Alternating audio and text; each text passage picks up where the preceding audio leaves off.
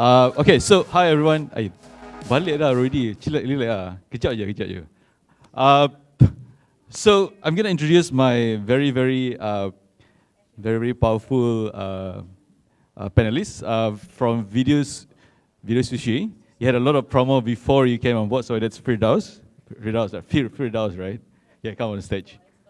And the next one we have Wine. You had a very good presentation just now. Where is it? Wayne, where are you? Wayne from Mindvalley. Here. Sebian? Oh, there we go. Yeah, and then we have Desmond just now yang membuatkan orang nangis-nangis tadi tu. And we will only have our YouTube representative, so I think all of you are waiting for YouTube as well. So Jin-Ah is here. Shit. In the middle, yeah. See in the middle. Oh, wow, you tape YouTube. Okay. Wow, good color. No color. Okay, so maybe we'll just get like a feel for the room before we start the session. So who are content creator here? Content creator? No? Raise your hand. No? Content creator? Yeah, I'm a content creator. Sign up on SushiVid. Raise your hand like WebTVAsia. Marketer? Hello, marketer. What else? Business owner, brands, clients? No? Yes? Oh, orang angkat tangan dah. Okay, never mind. Okay, maybe what we'll do first is we'll give a round of introduction to everyone, and then we'll say like 3 things about why you're here today. We'll start with Mr. Desmond in the middle. Hi, I'm Desmond. Yeah, so what do you do lah? I'm also a content creator. Okay. I help creators. My favorite content is music. Okay, great. Okay, just go start up. Okay, there you go. So I'm Wayne from Mindvalley, and I'm mostly here to connect with like-minded marketers and business owners and to share my knowledge as well when it comes to online marketing. Hello. Oh, okay. I'm Firdaus. I launch and manage influencer campaigns. So like when said anything about influencer, WhatsApp me first lah, okay? Don't call me yet. So I'm here because Wen feels that I need to speak more because she don't want to speak more. So here I am. Hi, my name is Gina, and I'm a content partnership manager overseeing the Malaysia business. Why I'm here today? Well, I wanted to educate the digital marketers of Malaysia on how the YouTube video streaming ecosystem works and to shed a little bit of insight over there. All right, maybe we'll start with Jin-Ah since you're holding the mic. Maybe to start things off, right? Can you share with us what's the sort of a setting a benchmark or baseline for Malaysia? Can you share with us like an average? What's YouTube usage in Malaysia, average viewership, and what people are watching, what category, and so forth? That's a lot. But I think before we go specifically into Malaysia, it's important to also understand how big YouTube actually is. So globally speaking, there's 400 hours of video uploaded every single minute. 400 hours. And within Malaysia, there's 3 hours of video uploaded every minute as well. So from a marketer's point of view, you're thinking, wow, there's so much content out there. How can Google and YouTube target my ads in a way that really works and is effective? Well, from a content partnerships point of view, we really take the business down to the ecosystem within Malaysia itself. How do we target Malaysian users, your potential consumers? So we split the ecosystem into 3 parts. The first part, the viewers. How do we grow the pie in Malaysia to increase users in Malaysia? And we can go into specific metrics within the user ecosystem. But the second part is actually one of the most important parts, where we work with broadcasters like Prima and Astro, MCNs like WebTVAsia, and music labels and content creators like influencers that we just talked about. That's the content creator ecosystem that drives the inventory for advertisers like yourself to put your ads onto. So we really need to grow the partnership over there. And the final is you guys, the advertisers who want to let your voice be heard, to put your ads to reach your target consumers. So what is it like in Malaysia right now? So out of the 32 million Malaysian population, 24 million are online. And out of 24 million, every single day, there's 15 million, every single month, there's 15 million viewers on YouTube. And those 15 million viewers watch 17 million hours of content every month. So what does that mean? That means 1.2 hours of video every single day for each viewer. That's a lot, right? Wow, that's a lot. Yeah, I know. and that is the context I'd like to share, that every single one of you who use YouTube every day would most likely be watching for a very long time. So SushiVid was absolutely right. YouTube is great for long form. What are the most common category of content being watched in Malaysia? So interestingly, it's music. And Malaysia is a really cool market because compared to the other neighboring countries, you guys have a lot of demographics. So the top 3 demographics, Malays, Chinese, and Indians, the Malays generally like to watch more music content, comedy content, whereas the Chinese population like to watch more entertainment and comedy as well. So different demographics have different interests. And so really from a marketer's point of view, it's understanding what demographic do I really want to reach within my market, or do I even want to go off market? What do I really want to do with my product? All right, since we are on content topic, right? So maybe Desmond, you want to able to share what sort of video content or format that works in Malaysia? I know you have the entire world in your deck just now, but just Malaysia, kecil dulu, buat Malaysia dulu. When we first started our company 5 years ago, we generate 100% of our views in Malaysia. 5 years later, Malaysia forms only 5% of my entire network's views. But Malaysia, like Jin-Ah said, is very diversified, and we all appreciate all sorts of content from everywhere around the world. Nick, I'm sure from Prima, you know, like, there's not just Malay, Chinese, Indian content. I think Malaysians generally love a lot of Korean, you know. Korean drama viewers, please don't raise your hands. You know I saw one there, yeah. So a lot of Asian content is consumed by Malaysians. Music and comedy are the 2 biggest genres for us, but there's also gaming, family learning, kids, and a lot of lifestyle as well. I mean, I'm sure you guys watch how do you tune your car, how do you do makeup, how do you find the next fashion. They are all available on YouTube because, like I said earlier, it's the biggest search engine on video, right? So Malaysians generally consume all sorts of content just like how we consume TV and movies. Okay, let's talk about, so we talked about content, right? So maybe let's talk about how to make money, right? So just 2 people make money here. So there's a lot of viewership of digital video, but just YouTube and even Facebook in Malaysia, right? Between the both of you, Wayne and Firdaus, what's the most common use, very common use by client to reach out to their customer using video content? Video content that's usually used by the customers, they usually go for Instagram video because sometimes client would be very particular about their budget and they want a lot of people to do it. What's the average budget usually? It really depends. If it's a huge brand, it can be like 30 to 40,000. A normal SME brand maybe like 7,000. So if you're looking at getting content like what WebTVAsia does, it's on a budget lah to do on YouTube, right? Yeah. But we do see an increase of brands, especially from ones that from outside Malaysia comes to Malaysia, and they're like, hey, I'm not really into Instagram video. I want to do YouTube more. Because after that I can promote, put it on my social media, share it, maybe I'll post it here and there. So commonly right now is Instagram videos, but we see an uptick in YouTube videos. YouTube video. Since YouTube's sitting next to you, I have to say YouTube. And then, okay, so one of the things that has always been quite challenging, right? It's measurement, right? So it's a lot of client, you know, even if they create content, they spend money on you, and then after that, you argue about the measurement, right? So what the measurement that usually the client will actually ask for in any campaign? Yeah. Any one of you can pick up. So I think a lot of you probably would have seen ad format recently, maybe a couple months ago, where before you watch a YouTube video, there is a questionnaire, maybe 4 questions, and unless you answer the question, you can't move on to the video. And that ad format is called a brand lift survey. It may be a bit more expensive than the other formats that are currently available on YouTube today.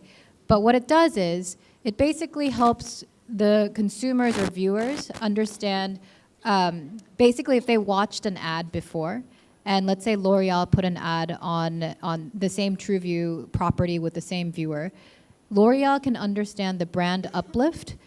Did this viewer specifically understand that it's to increase the recall of the ad? So do you remember the ad? Are you more inclined to purchase a L'Oreal product after watching the ad? So we have these post impression metrics that are not offered with a lot of other ad formats today. So I just want to add a little bit to that. So with YouTube, I think today we have this inventory called TrueView for Action. So at Mindvalley here, we are always like measuring like the performance of our YouTube campaign. So with TrueView for Action now, when your pre-roll ad starts to play, you actually have like a button, call to action button below. And that has been a game changer for us in terms of performance. So by performance here, I mean return on ad spend. So you guys can actually check it out because when people are watching like a YouTube video on mobile, for example, that button actually takes up, I think, probably like 20% of the screen space. So people actually know, like when they are watching video in full screen, if they are interested in the ad, they know where to click. Firdaus, you want to add in? Maybe you want to say, like, if you want to do a digital video campaign online, what are the common, if you want to ask somebody to do it for you, what are the common measurement that you should be asking for? The right question, obviously. So you don't look stupid when I ask a question. I think when you want to do like video content, is it on? Okay. When you want to do video content, the most important thing is who's your target audience? Who are you targeting? Let's say if you're targeting the Malay market, what kind of content that resonates well with the Malay market? So just now you said about funny stuff, right? And music videos. So maybe you've seen all the video contents where some Malay influencers like Kyo Propaganda, they would make parodies of songs. And people are like, oh my God, it's so entertaining. Or, yeah, usually contents like that. So it's really important before you even start a video is what kind of content you want, what's your target audience? Okay. Did I not answer the question? Yeah, I don't think you answered no. the question. No, it's good. Okay, but maybe an example of campaign that one of your clients has done with you guys, and you were quite impressive with how it was being executed, and an outstanding one, you know. I think one of the campaigns that we did that went viral is that campaign we did for My Cyber back in 2016. It's for TP-Link. The idea is that it's a home plug, right? So you can basically control your house lightings even when you're out, or your Swiss and everything. So we decided like, okay, the target market is usually urban and English-speaking markets, and we want to show people like the usage of this stuff. Because it's like, when you look at, when you go to shops, you're like, oh, home plug, okay, I don't care, whatever, right? But when we showed in the video, like, what can it be used for? So in the video itself, it was a bit of a prank where the YouTuber Vika wanted to prank his friend. He put it in the house, and he went out for a while, and then he started playing with the lights. So she thought it was a ghost lah. So the video went viral. We expected like only 20,000 views, and it turned out like 100,000 over. And right now, I think last I checked, it's like 200,000+. What was the main success of that? What was the reason why it was successful? I think it's because it was really funny. People didn't expect the content to be something like that. So it was a hard campaign because brands are usually still new to this type of content. Usually they want to have, they want to control how people perceive them. And the way he did it, it's like, it might not be brand safety. There's no brand safety there. But the end result is like, okay, this is great. And then they're like, message, hey, can we have additional rights to like promote this elsewhere? Okay, let's talk about tools, right? Desmond, so what are you had a lot of tools that you're using the platform. You were using YouTube, you're using Twitter, and so forth, right? So how do you choose the right platform to use at the different level of your campaign? I think back to your target audience, right? Every platform has their own what we call native audiences, like YouTube and Facebook, Twitter, Instagram. You know, when we did campaigns and when we analyzed at the end of the day, if we put our content across all the 4 platforms, we realized there's only less than 5 to 10% overlap in terms of unique users, which means brands, you guys, marketers out there, don't be afraid to try different platforms, but use different treatment to your content, right? For example, YouTube is really good for, you know, long-form engagement. Use longer form, you know, anything more than 5, 10, 15 minutes, it's fine because people stay on YouTube. But on Instagram, you know, people want to be fast, right? Keep it short or micro form, but sticking to the same story arc, the same narrative, and you'll be surprised, your reach will be maximized and optimized. There's very little overlap, maybe maximum 5 to 10%, at least in Malaysia. Yep. Wayne, you want to add on? Yeah, so just want to add a little bit on like Facebook as well. So what we realized is that with Facebook, there's 2 different type of ways that people view video content on Facebook. So there's the lean forward way, which is when you're commuting, you are consuming like short form content. But there's also like Facebook Live, which is like a really long form content, and people actually consume that in like a lean back manner. So you might want to consider that kind of dynamic as well in terms of like video creation. When we're speaking about different tools that can help you, I think the YouTube search algorithm is a really interesting thing marketers should really think about, because the algorithm works for the creator, aka the marketers. So if you guys have content that's similar to something like even Mindvalley. Mindvalley has inspirational, educational videos. And when we think about the word content marketing, if you have a topic in your business that you can utilize, whether it's creating an educational video about how to change a light bulb, or a video about, you know, creating a business 1, 2, 3, 4 step, people are going to search for it because YouTube is the 2nd largest search engine platform in the world. And because in Malaysia, the content ecosystem doesn't actually have a large portion of educational content today. So there's an appetite, but there's no supply. So when it comes to your marketing budget, oftentimes people think, I don't have money in my company. I'm not able to promote my content. I can't, you know, buy ads. Well, actually, there are cheap ways to make educational video content and be successful on the platform through subscribers and just organic views, because our algorithm works super well when you make it relevant for your viewers. Since we are with you, so what are the tools that are already available in YouTube to sort of create content, look at algorithm and look at trends and so forth? I know you have a creative studio site. So I think when we were just talking about successful ads you just recently saw, YouTube content marketing is mostly about relevance and timing. So let's talk about relevance. What kind of content's going to interest your viewer? As in, who's going to be interested in your content? So McDonald's did an ad campaign to promote Korean spicy burgers recently. And the successful part was that their audience that they wanted to target were 14 to 24-year-old teenagers, mostly women. And when they thought about how to target these women, they were like, oh, Korean dramas. So let's make a series of ad videos that are also interesting, but also delivers our message to the audience that likes Korean dramas. So they made an ad specifically with that theme around Korean drama. So that's thematic content programming that McDonald's did, but you can kind of do it for free if you make something just as compelling with your product in it. The second part is the timing of your campaign. So Ramadan is one of those big, you know, times in your year, or Chinese New Year's, Christmas, Valentine's Day, that you can really optimize, because when you're, you know, making content, you're thinking about who's going to find my product and who's going to search for something during Valentine's Day. Singles. How do I target singles?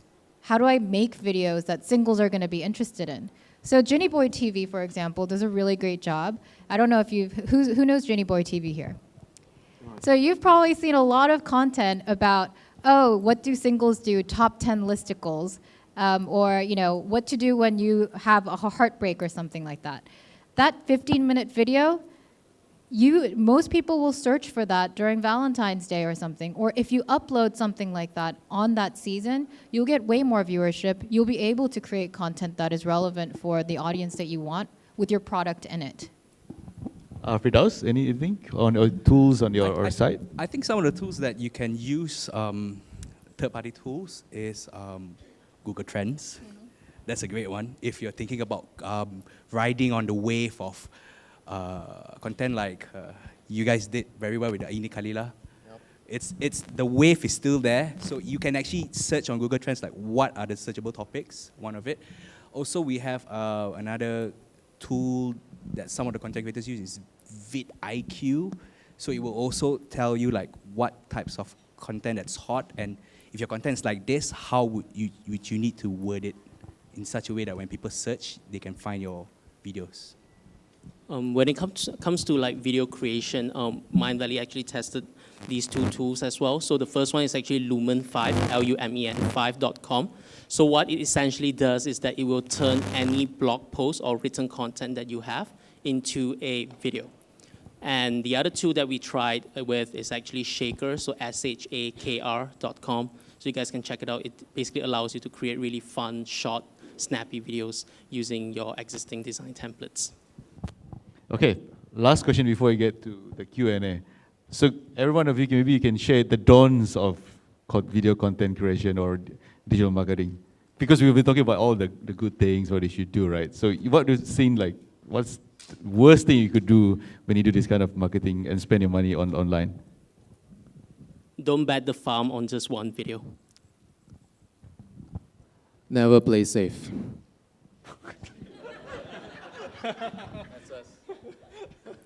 I think that's true, not playing safe. You guys know the Watson's video, right? It was not very safe at all, but I think it created quite some buzz. So not going to talk about it, but if you're thinking about using content creators to create video content, know that, I think you said it earlier, right? These influencers know their audience best. So when you try to control the content, try to put it in a shoebox and, okay, you need to do this, this, I don't want anything else. It's not going to work. Because but then I have to qualify, right? Because I have YouTube here, and YouTube is my most important partner. There's this thing called brand safety. You know, it's a big issue here. When I say don't play safe, there are boundaries. There are limits to what a culture or, you know, our country can You used to work accept with a and not government accept. agency before, right? Yeah. They're not here. So. Yeah, I think like you can still give guidelines like don't use this kind of wording or don't use that, but everything else, just do it your style. It's fine. Don't think TV, as in if you're making a spot ad, don't use just one ad that would fit into a TV commercial into a video ad. And make sure that you have a call to action that's really clear for the audience. People are not as focused these days, so you're going to lose them in a minute or a second. Okay, let's take some question from the slide. Is the content of video we are creating have to relate to our business, or is it a non-related or one relevant to this for the sake of acquiring new audience? Wow, quite like Firdaus, you want to answer that? Okay, the thing is about creating content, right? I've seen some brands, they create content, oh my God, yes, I'm crying and everything, but it doesn't push me to buy your product because, what is this? Okay, you made me cry lah, but okay, whatever lah, I don't care, right? So it really depends. If you want to create content, make sure it somewhat connects to your business, that people like can relate to, like, okay, at the end, call to action, like she said earlier, call to action, what do you do when you encounter these type of situations? Okay, so you can use something that's not related, are you saying? Not related at all. You must have something related. Okay. Because if it's not related, then what's the point? Right. Okay, you're just like another content creator, like, you know, just want to acquire subscribers base, like, why? Okay. No problem. Anyone want to add? No? No? Okay, next one, YouTube. How do you keep away those people who runs their own video on loop in order to keep high, view numbers, yeah. I think earlier during the day, we've had a lot of comments about, the Google ad systems getting better and better at detecting spam. We have the same mechanism on YouTube where the more, you autoplay the videos, or there are cities in Russia that do this as a service where they have like people clicking on video. Yeah, they do. It's like people just sitting in rows and rows and rows. They're called spam views. And what you would have noticed is that there's a lot of articles out there about people complaining that they went from 1 million views to 10K views. That's because we have an automatic system that detects it, we readjust it, and within a couple days, it will go away. We'll find you.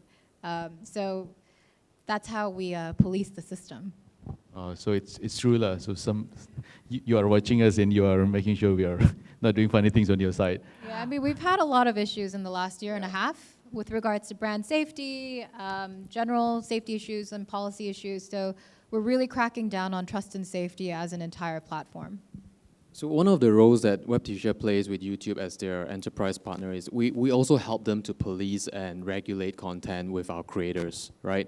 I mean, that's why work with, trustworthy partners who actually, monitor these kind of things. I mean, you can work with agencies and you can do it yourself, but at the end of the day, right, if you're not familiar with the Google or YouTube content community guidelines, you might end up like what Jin-Ah say, 1 million to 10,000, and you have no idea why it happened. I mean, that's why I think Google and YouTube and all the other platforms are educating more creators and brands to understand how their algorithms have changed. Yeah. I'm assuming the next one is for YouTube as well. So how is there a way for a marketer to block their ads to appear on their videos, as it may affect video duration, rate time of their users? So we're getting a lot of product questions. It's good because that's my specialty. So YouTube is a video viewing platform and an uploading platform. In the back end, for people to get paid, there is a product also called AdSense. So I'm sure you guys are the masters and magicians of AdWords. But if you are making money off of Google, AdSense is the magical tool that pays you out. And because AdSense is also the tool that puts ads on your content, including your different blogs that you use Google for, and also YouTube, there's a filter where you can basically say, I want athlete ads on my video. I don't want pharmaceutical ads on my video. So basically, there's a back-end setting where you can pick and choose different genres of ads. No that political you want ads. there. Exactly. Is there, what is your tips for, I lost it again, somebody took it out. We need Firdaus to do on a viral video, please make it happen. Okay, How much? I think Desmond, Name you your can sign price. in on. You guys can actually go to YouTube and search the F channel. Wow. You can see me there. I curse a lot, so yeah, please jaga your ears. And we have this one segment where we goreng stuff called Boleh Goreng Ke. So we goreng a lot of stuff, including sushi. Should put you with name we. Okay, another product question. How YouTube, so how do you define a viewer? That she or he must watch the whole video? Yeah. How do you count viewership? Whew, these are really tough questions. So officially speaking, okay, let's take a step back. Usually people ask us this question because they see comparisons. Gina, I uploaded video A on your platform and on platform F. I seem to be getting, 1 million views on platform F, and on yours I get maybe the blue brand, not say F. Well, the thing is, what the system considers a view is philosophically quite, I wouldn't say different, but more specific. So what YouTube counts as a view is a person who intentionally clicked the video after thinking about, do I want to watch this or not? And someone who actually sat down through the video to a certain amount, which I am not privy of exposing, and watched through the video with the intention of being interested. And of course, there's many, many signals that go behind that, but it's not as easy as autoplays, or just scroll throughs where the video is autoplaying and that counts as a view. Those things don't count. Aha. So you can't tell us. It's just harder to be recognized. Okay. There was a question on doing series of ads like Petronas. So what do you guys think of it? I think, Wayne, can you answer that? Like people do series of ads. But does No, it to work? be honest, I don't get branding at all, so I will just skip this question. Okay. Yeah. So what's the question again? So question was like, does creating series of ads like Petronas, year on year on the same theme, for example, Raya, does it work? Like, I does it mean, work? all I know is Petronas has tons of money. Okay. I mean, they don't know what to spend. So next year we're gonna We'll go and pitch to them. Yeah, go and pitch to We'll them. go pitch it together. We look for So, money. I mean, Petronas has a different agenda, right? It's CSR. It's also national interests, right? So if you're a GLC, you have no choice. You have to engage on all platforms. I think Media Prima gets a very, very big chunk of that as well. No, we don't. Petronas, We're losing money. TM. So, yes. Okay, so let's pick two more questions. What was the next one? So it's stats report. Okay, we did the first one. So agency, okay. Agency uses subscribers as measurement for influencer. However, actual engagement, viewership are so much lower than sponsored content. Is that fair to measure by view? Yeah, Firdaus. Okay, when we started, everything is being measured by subscribers, right? But subscribers come and go. And personally, I feel if you want to measure an influence, and if you're going to pay somebody to do it, you measure by the average amount of views that they can get. Because they might be famous 5 years ago, but 5 years now, if they're still charging the same amount, but their views is like only 10%, then what's the point, right? So I think if you can tell your agency check on average views because subscribers is just a number.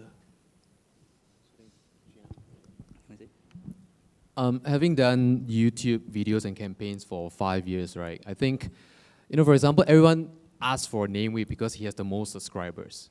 Yes, he generates very high views per video, but I always ask, is he the right creator or influencer for you at the end of the day, right? Don't just go for the biggest subscribers or the biggest followers or biggest likes just because they're famous for being famous, right? I mean, is he or she tailored to your campaign?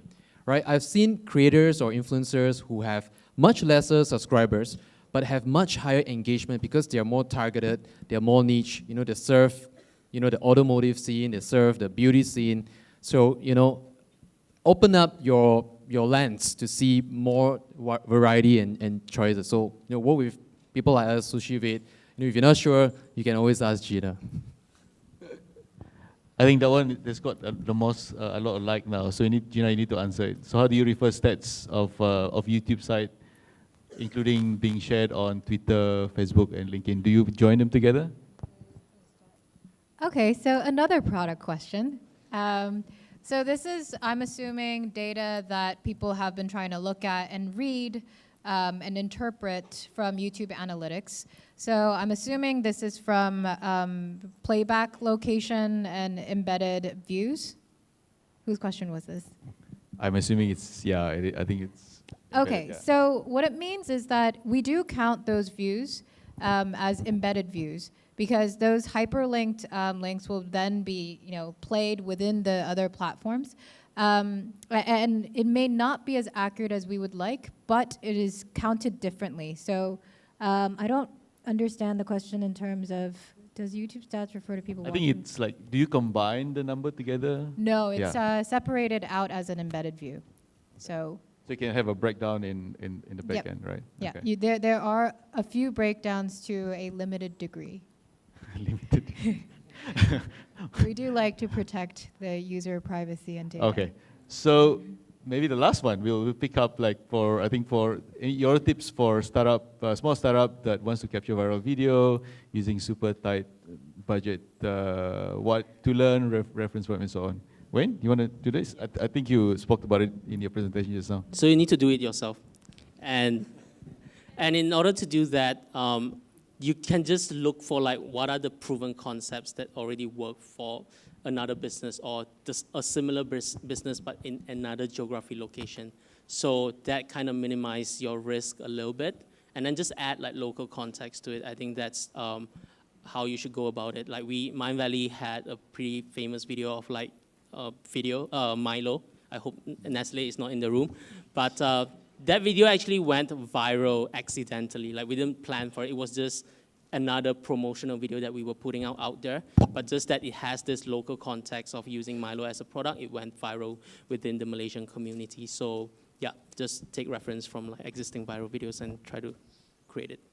So I have a challenge for you guys, right? When Rise Ini Kalila releases September 13th, I want you to take full advantage of the marketing blitz and whatever is going viral and create something that means something to you on Malaysia Day.